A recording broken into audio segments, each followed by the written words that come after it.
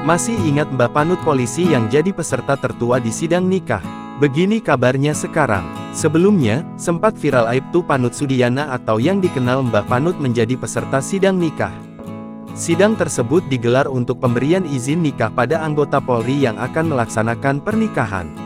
Yang menarik perhatian ialah Mbah Panut merupakan polisi paling senior dan menjadi peserta tertua dalam sidang itu. Usia beliau diketahui 57 tahun dan bulan Mei tahun 2024 akan pensiun. Otomatis ini merupakan sidang nikah pertama di Polres Bantul dengan peserta tertua.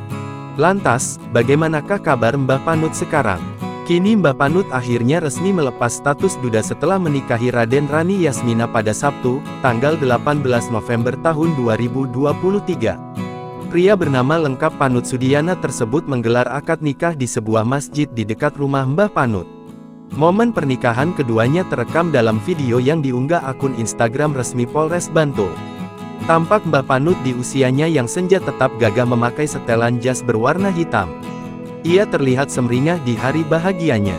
Sementara itu Raden Rani Yasmina begitu cantik dibalut dengan busana pengantin berwarna putih. Riasan yang pas membuat wanita berusia 45 tahun tersebut tampak lebih muda dari umurnya. Mbah Panut dan Raden Rani Yasmina pun duduk di depan penghulu. Akad nikah berjalan lancar, Mbah Panut sukses melafalkan ijab kabul tanpa hambatan.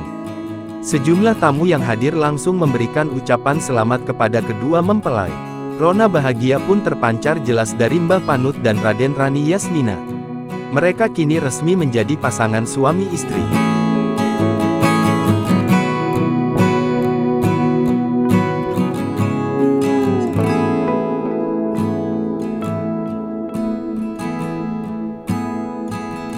Download Tribun X sekarang, menghadirkan lokal menjadi Indonesia.